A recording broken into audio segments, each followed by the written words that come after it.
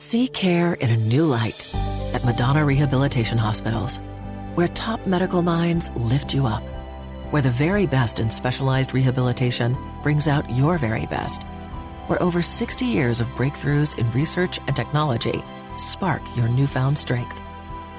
In our world-class hospitals, this is something greater than rehabilitation. It's renewed strength for life. Learn more at madonnarehab.org. I need new music. This is the JJO Discover New Music Podcast.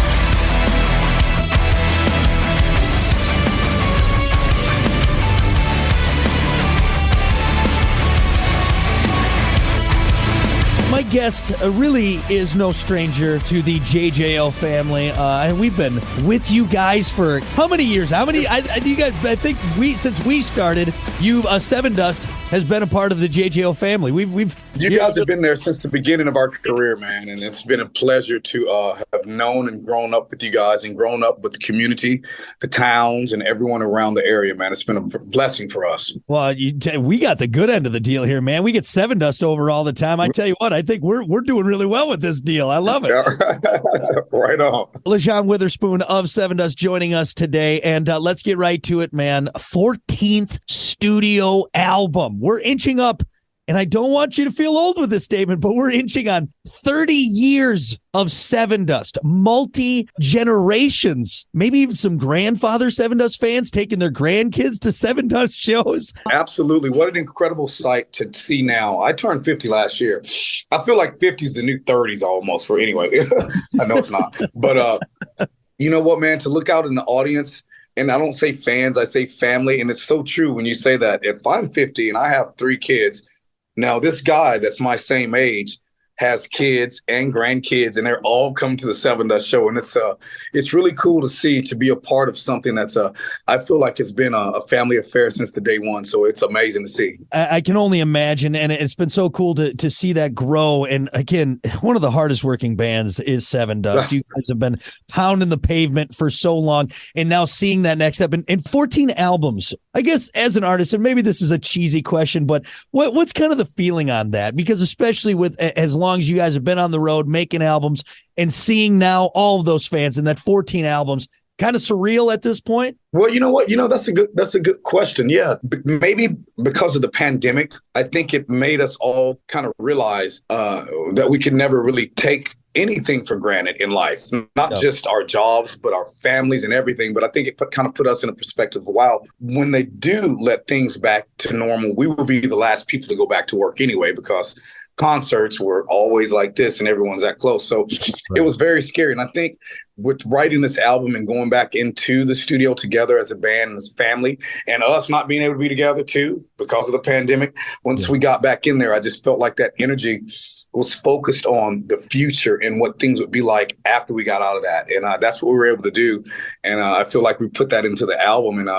And you look at it now, and the energy is contagious, but not in a sick way like before. It's a new contagious. Everyone's excited again. Everyone's at the shows early, waiting outside the buses in the morning, and just with smiles on their faces, and knowing the damn band ain't gonna be on stage till 9:30 that night, but they're there at 8 o'clock in the morning, hanging out, smoking, tailgating. And to me, it's just it's a feeling of the way that it should be. You know, music is a healer, and I've always said that we're just doctors out here giving some damn new medicine. It's good medicine too. It's good. It goes down. Yes, sir. Of course, Truth Killer is the latest album, number 14 from Sevendust, dropped on July 28th. Again, you guys are veterans to the industry. You've seen it all. You've played it all, almost all of it, I think. So is there something that maybe stood out in making this album compared to previous works that maybe kind of strike you? Yeah, absolutely, man. So to let everyone know, we started writing the album in Kansas at my family's farmhouse. My wife's grandparents left to her and to the family. And Joe Ed died at 98. Well, we went inside the house, and it was always filled with music, and grandma played guitar, was on the radio and all that stuff. And, you know, the place is 300 acres, and we kind of maintained 15 with some cattle. And it was just so surreal. And I said, you know what, it'd be really cool to probably write some music here. Well, we remodeled the house, got everything done. It's really cool. We call it chic farmhouse. Hardwood floors, bathrooms are white marble from the floor to the top. It's incredible. You walk in the farmhouse, you're like, what's going on in this farmhouse? Anyway, so brought Clint out. We wrote a couple of songs, and we looked at each other and said, we have to get the band here. And let me tell you what you said. Was it something different? It was something different because it made me and us feel like those kids again when you had to find an area to jam in. And so imagine this: Sevendust is in grandma's room, not her same bed. It's a different bed, but Morgan's drum set is in the front of the bed. Benny's in a stool with his bass. John's got his guitar. Clint's behind the computer recording everything. I got a mic right there. And we are rocking out and writing Sevendust songs in each of the bedrooms. And it was just so funny for us to be those guys again and laughing and scaring each other and telling stories. And I think it just really made good for this album. And then, of course, we took it to Elvis's place, which is completely different. It's the house of magic music. You know, you can't get anywhere without being reminded that this is what's going on around here. Yeah. To move into the mansion from the farmhouse, it just, it was just a good transition and already comfortable with Elvis and feeling like family. And it just made it made a good trip for this album. I'm not saying that the other albums weren't easy, but for some reason, this one was just very special, I think, because the time apart made us closer. Did you feel like maybe you got a little bit of that innocence back? Absolutely, man. Us grilling outside, the family showing up, me popping fireworks out there in the country because you can do it all. And yeah, I remember one morning, the innocence, you say that. One morning, John was getting ready to take a run. And I always say, be careful because it's a dirt road. And it's in the country. You might get chased by somebody's dog. I'm just saying, I don't even know whose dog, but you can get chased. He's like, yeah, I got my bear spray, whatever. And he's drinking some coffee, and he's looking out the window. And I remember him saying, hey, man, I think the baby, what do you call it, the calf is outside the gate. I'm like, no, it's a new gate. It's no way. I said, just probably just looking at it differently. He's like, okay, yeah, whatever. Took a sip of coffee. He's like, no, come here, man. Look, it looks like it's right there. I look out. Sure enough, there's a calf out of the gate. I'm like, how'd he get out of the gate? We got to go. You got to help me ground him up. And I remember laughing at John, doing his arms like this in his running gear. And I'm like, stop doing that. You're freaking him out. Oh my God. we got the calf back in the gate. He went on his run and came back and we wrote some more Sevendust songs. So God. You can't ask for a better story. And that does bring up a question. Out of all the guys other than you, who's the worst farmhand? Who just can't cut it in the country life? I done been as a country boy. I mean, that country boys. If any, I think I would say maybe Morgan wouldn't be the one. That was yeah, he didn't have anything to do with that. Yeah, man, he would go out there and take pictures and stuff. But yeah, I don't think he'd be able. He wouldn't want to wrangle one up with me. Right. He doesn't have his lasso worked down. Oh my God. There you go. And now let's actually go back because you mentioned Elvis. Obviously, Elvis, your producer for that. People don't know Michael Elvis Basquiat, legendary. And this is your third time working with him, and you kind of touched on that. But why is that relationship, that cohesiveness, so important? For the sound and what you're trying to accomplish with Truth Killer and previous albums. But sometimes you get with someone and it just works. And I feel like if it ain't broke, why are you trying to fix it? Kind of thing. Elvis is incredible. His place to me, even still to right now, you can't get it out of your mind. It's like the farmhouse. If you ever remember being a kid, I'm 50, so I can remember this. The after school special show that would come on, and this one episode, I remember it. And it was this magic house that all the kids always want to go into, but they could never go into because they were always scared or whatever.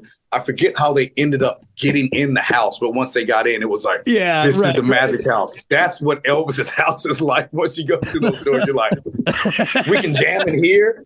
Wait a minute, we can jam all over this place. We don't even have to go in the studio yet before we can create.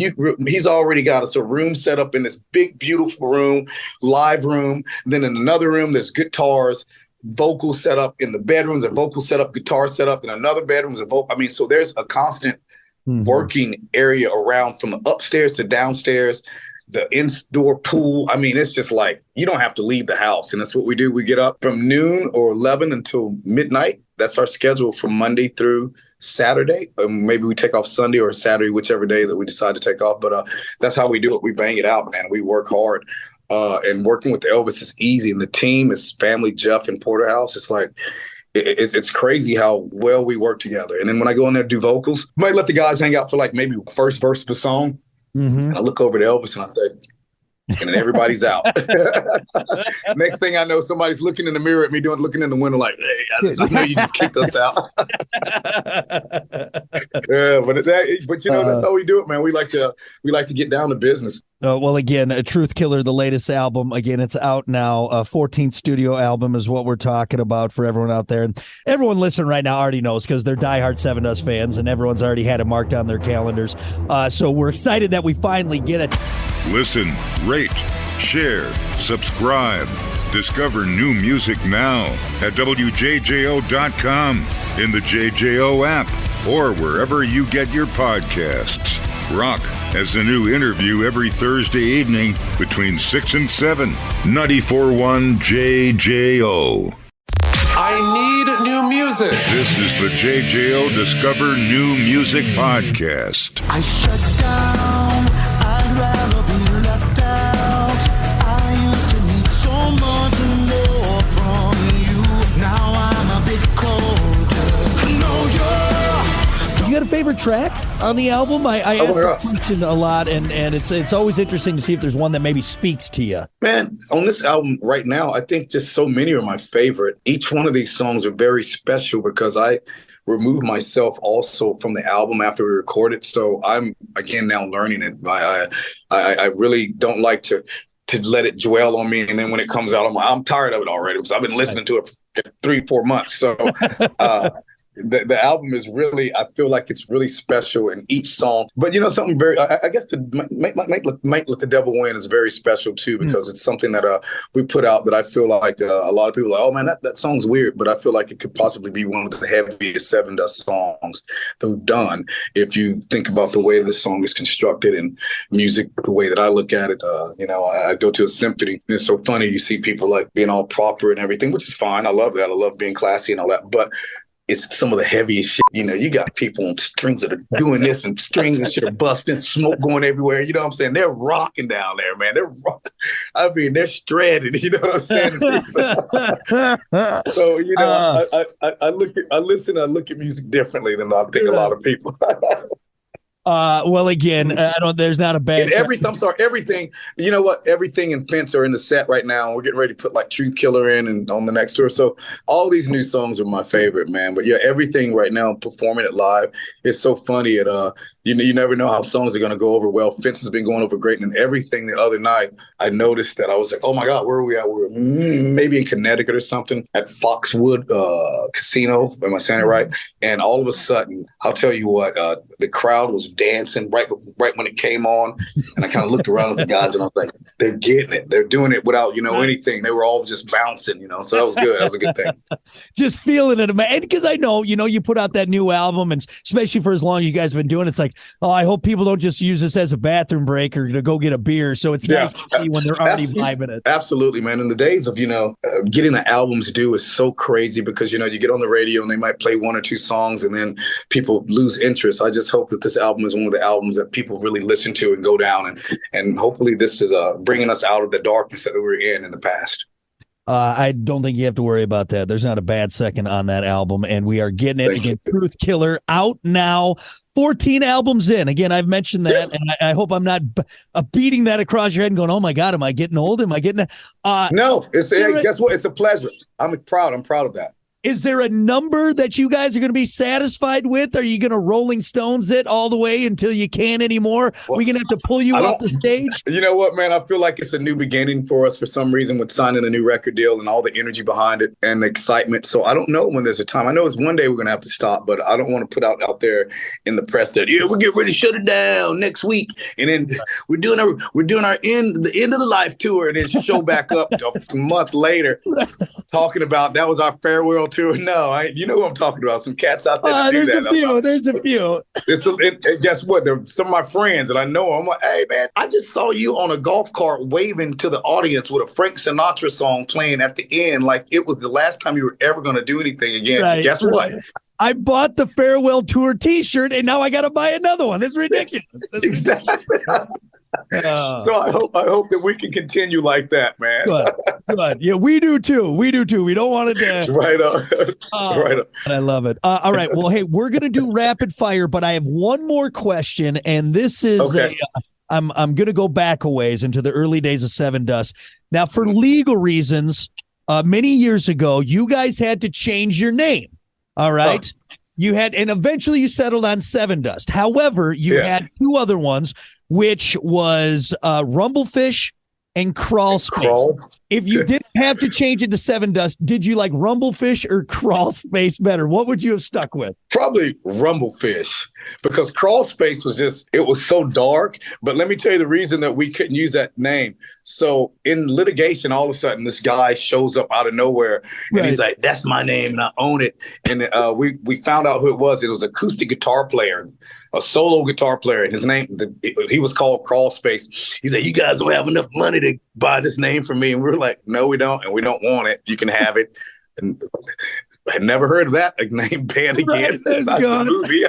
But yeah, I think we'd have kept Rumblefish, man. Yeah. I when you said that, I remember the Rumblefish, the fighting fish that we had, of the logo and all that stuff. I don't even know I was Rumblefish. We were just trying to find a name. We were getting ready to sign a record deal, and we were like, "You guys got to have a name," because we had just gotten together, and we're like, "Oh shit, what's the name of the band?"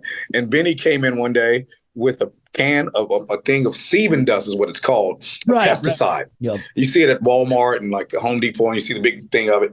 But we call it Sevendust. Country boys, you call it seven because it looks like seven. And he's like, "Man, why don't we call ourselves Sevendust?" And we're like, "Yeah, let's call ourselves Sevendust." Now I feel like we're all created from dust, and seven's a heavenly number. And they were like, "Oh man, you're just high," but So anyway, but I still maybe a little high. It's fine. It works. Exactly. Here we go. But it ended up working out. And what an interesting story to still to this day to be talking to you about something that we started 20, 30 years ago, man. It's a pleasure. And thank you for taking the time to let me share, and you share it with me. Oh, man, pleasure's all mine. And for everyone listening, Sevendust can do no wrong. And we're so happy. The 14th album, Truth Killer, out now. Okay, now that the important stuff's out of the way, let's do a round of rapid fire, and I'll get you on your way. Okay, no wrong answers, Lajon. Not you. Just go with your gut, and we're going to learn a little more about you. All right, first one. Everybody was kung fu fighting, or everybody Wang Chung? Oh, everybody was kung fu fighting. That's a good choice. Wang Chung is fun, but let's kung fu fight. I like that. Everybody was kung fu fighting. Yeah, that's good jam. It's a good jam. B-side. Yeah. Choco Taco or Flintstone Push Pop? Oh my God, Choco Taco. Come on. That's fair. I know that seems silly. I shouldn't. Taco Taco. Yeah, all right. So what's so funny? This rapid fire. Sorry. So at the hotel downstairs you go, and I normally don't eat desserts, but in the last 2 nights since I've been stuck in Nashville, I've gotten a Nutty Buddy, the old school things. And I'm eating them, and they're great. I can't wait to get one tonight, too. So, anyway. If we see you on the next tour and you're a little more jowly back, you got in those again. Oh, no. Yeah, I'll work it off on that damn hot-ass stage. Don't worry. There you go. Soaked jeans or damp socks? Damp socks. Yeah, damp socks. Less chafing with the damp socks, I understand. Yeah, definitely. Yeah, because I always rock my socks in my flop anyway because I don't like my feet to get wet, so I'd rather have damp socks. Yeah. My wife doesn't like that. I wear them everywhere. I'm like, I'm comfortable. She's like, you look cool from the head up into the socks with the flops. Why do you do that? I'm like, because who's looking? We're going to our favorite restaurant for dinner. Who cares? We're regulars there. They're not looking at my feet. Anyway, so I'm sorry. No, wait, question though. Is it the thong style flip flop? I used to do the thong, and she didn't like the camel toe on those. That was the original camel toe. So I really got rid of that. So now I do. She actually made it. She got me Gucci flats. So I roll those things are about the bottom of them things about to fall off. I can take them back to Nordstrom and get another free pair. You take them back, they'll give you another pair. That's how you do it. Oh, Gucci flip flops. That you're living, man. I love it. Right. Would you rather see Bigfoot or the Loch Ness Monster? Oh my God! Of course, Bigfoot, man. I'm a true believer in Bigfoot. Are you a Bigfoot? Yes. Yeah. Oh. Yeah, my family. I can't do it without my family because my wife, she's always into the shows. But we were just in Connecticut, and definitely the area that we're in, there's definitely some Bigfoots around there. I've seen a few, and that's just at the local drugstore. That's just right there. There you go. All right, last one. Would you rather fight a man with bear arms or a bear with man arms? I would have to say a man with bear arms because the man would not still be as strong as the bear. maybe just the arm. He probably wouldn't be able to pick up the damn bear arm. So yeah, I'd rather fight him. Yeah, but the bear will whip your ass with some man arms because he's still. I'm going. Yeah, I'm going with the man. I don't know. We gave the bear thumbs. What are we doing? That's a terrible idea. There you go. Exactly. That's awesome, man. All right. Well, thank you for humoring me. More importantly, Lajon, thank you for talking new music. Sevendust, Truth Killer. It's out now, and we cannot wait to see you guys back in the area. Hey, again. man, thank you. I love you, man. And thank you guys for all the love and support. We've grown up with you. I look forward to seeing you. Let's have a beer. Let's talk and keep up.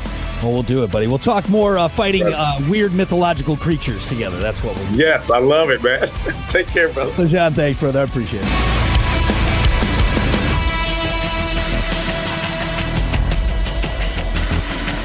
Listen, rate, share, subscribe.